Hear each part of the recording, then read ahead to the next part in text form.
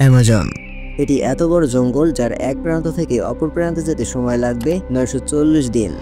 এর ভেতরে থাকবে নানা ধরনের বাধা, যার মধ্যে রয়েছে পাহাড় পর্বত, উত্তপ্ত পানির জলাশয়, হিংস্র প্রাণী এবং ভয়ঙ্কর আদিবাসী। অ্যামাজন জঙ্গলে এমনও আদিবাসী রয়েছে যারা জীবন্ত মানুষ বা পশু পাখি খেয়ে ফেলে, এবং পৃথিবীর সব থেকে ভয়ঙ্কর বন্য প্রাণীগুলোর বসবাস এই জঙ্গলে, যারা আকারে বড় হোক কিংবা ছোট, প্রত্যেকেই অত্যন্ত ভয়ঙ্কর এবং বিষাক্ত। আজকে আমরা দেখব এই জঙ্গলের এক প্রান্ত থেকে অন্য প্রান্তে যেতে কি কি বাধার সম্মুখীন হতে হবে এবং তা কতটা ভয়ঙ্কর। এবং সেই সঙ্গে জানবো অ্যামাজনে কোনো ধরনের বাঘ, ভাল্লুক কিংবা কোনো ধরনের বুনো হাতি না থাকা সত্ত্বেও কেন এতটা ভয়ঙ্কর। অ্যামাজন জঙ্গল বাংলাদেশের আয়তন থেকে 37 গুণ বড়, অর্থাৎ বাংলাদেশের মতো 37টি ভূখণ্ড অ্যামাজন জঙ্গলে ফিট হয়ে যাবে, কিংবা ভারতের মতো বিশাল আকৃতির দুইটা দেশকে যোগ করলে তা অ্যামাজন জঙ্গলের সমান হবে। বিশাল আকৃতির এই বনে গাছপালা এতটাই ঘন যে সূর্যের আলো অনেকটা অংশ জুড়ে মাটি স্পর্শ করতে পারে না, যে কারণে দিনের বেলাতেও জঙ্গলের কিছু অংশ অন্ধকারাচ্ছন্ন থাকে। এই জঙ্গলে রয়েছে spider monkey, bullet ant, electric eel, বিশাল আকৃতির অ্যানাকোন্ডা, ফুটন্ত পানির নদী, নরখাতক আদিবাসী এবং বিভিন্ন প্রজাতির হিংস্র ও বিষাক্ত প্রাণী। তো চলুন এখান থেকে এখানে যাই। অ্যামাজন জঙ্গলের প্রথমে যে প্রাণীর দেখা মিলবে তার নাম হলো জাগুয়ার। এই প্রাণীগুলো নদীর ধারে বসবাস করে, সাধারণত মাঝারি আকারের প্রাণীদেরকে শিকার করে থাকে। এদের শক্তিশালী চোয়ালের মাধ্যমে শিকারকে সহজেই মেরে ফেলে। এরা শিকারের জন্য চুপচাপ অপেক্ষা করে এবং হঠাৎ করে আক্রমণ করে। রাতের অন্ধকারে অধিক সক্রিয়তা এই প্রাণীটিকে আরো বেশি ভয়ঙ্কর করে তোলে। তাছাড়া এরা নিজেদেরকে গাছগাছালির ভিতরে লুকিয়ে ফেলতে পারে। এটাই হচ্ছে অ্যামাজন জঙ্গলে প্রবেশের প্রথম বাধা। জঙ্গলের আরেকটু গভীরে গেলে আমাদের সামনে আসবে বর্তমান পৃথিবীর সবথেকে বড় এবং দানব আকৃতির কুমির। এই কুমিরগুলোর নাম ব্ল্যাক কেইম্যান। এই কুমিরগুলো 6 মিটার পর্যন্ত লম্বা হয়ে থাকে। এদের বিশাল আকৃতির মুখ এবং ভারী চোয়াল শিকারকে মুহূর্তের মধ্যে কাবু করে ফেলে। সাধারণত পানির নিচে লুকিয়ে থাকে এবং হঠাৎ করে আক্রমণ করে, যার কারণে শিকার পালিয়ে যাওয়ার সুযোগ পায় না। কুমিরদের এই আস্তানা পার হয়ে যাওয়ার পর আমাদের সামনে আসবে এক বিশাল জলরাশি, এবং এখানেই বাস করে এমন এক ভয়ঙ্কর মাছ যাদেরকে বিভিন্ন সিনেমাতে দেখানো হয়েছে। এদের নাম পিরানহা। ধারালো দাঁত বিশিষ্ট এই মাছগুলো দলবদ্ধভাবে চলাচল করে। এরা দলবদ্ধ আক্রমণের মাধ্যমে বড় বড় প্রাণীকে শিকার করে থাকে। তো যাই হোক, কেউ যদি এই 3টা বাধা থেকে বেঁচে যায় তাহলে তার জন্য অপেক্ষা করছে এই জায়গাটা। এখানে রয়েছে ফুটন্ত পানির নদী এবং বেশ কয়েকটা জলাশয়, যেখানে গোসল করার পর আপনাকে দেখতে কিছুটা এরকম লাগবে।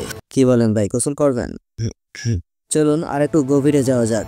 বর্তমান পৃথিবীর সবথেকে বড় সাপের নাম হচ্ছে অ্যানাকোন্ডা, এবং অ্যানাকোন্ডাদের ভিতর এক প্রজাতি আছে যারা সাধারণ অ্যানাকোন্ডা থেকেও অনেক বিশাল আকৃতির।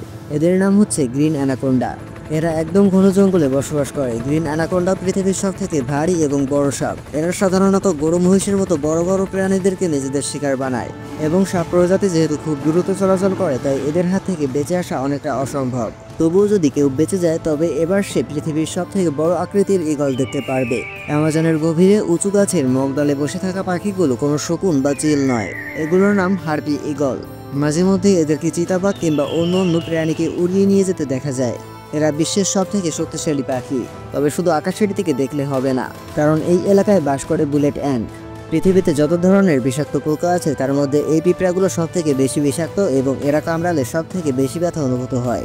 এই পিঁপড়াগুলো কামড়ালে কিছুটা আগুনে পুড়ে যাওয়ার মতো ব্যথা অনুভূত হয়, এবং এই ব্যথা 24 ঘন্টার বেশি সময় স্থায়ী হয়। কথা বলতে বলতে আমরা চলে এসেছি অ্যামাজনের একদম গভীরে, যেখানে রয়েছে গভীর জলাশয় এবং অ্যামাজনের দীর্ঘতম নদী। এবং এই নদীতে রয়েছে 50টিরও বেশি ইলেকট্রিক মাছ, যারা বিদ্যুৎ উৎপাদন করে এবং অন্য প্রাণীকে বৈদ্যুতিক শক দিতে পারে। এবং এগুলোর ভেতরে সবথেকে ভয়ঙ্কর হচ্ছে ইলেকট্রিক ইল। এই মাছগুলো 600 ভোল্টের বিদ্যুৎ উৎপাদন করে, মানে একজন মানুষের মৃত্যুর জন্য যথেষ্ট। ইলেকট্রিক ইল কতটা ভয়ঙ্কর তা আপনি এই ভিডিওগুলো দেখলে বুঝতে পারবেন।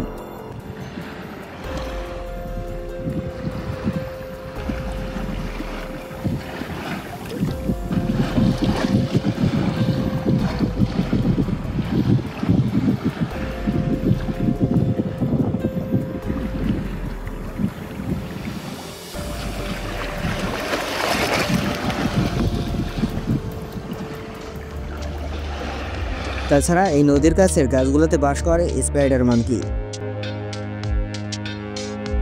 এরা এক ধরনের বিরল প্রজাতির বানর।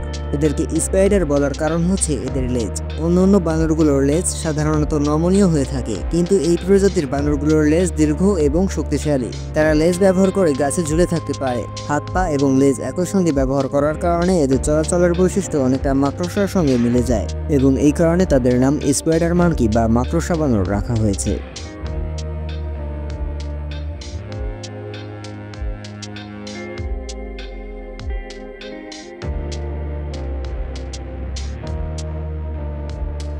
তো আজকের মতো এখানেই। এই ভিডিওতে যদি 1000 লাইক আসে তাহলে আমরা পরবর্তী ভিডিওতে অ্যামাজন জঙ্গলের আদিবাসী সম্পর্কে জানব, যাদের মধ্যে একদল এই বিমানটিকে পাখি মনে করে আক্রমণ করেছিল এবং বিমানের এই অবস্থা করেছিল।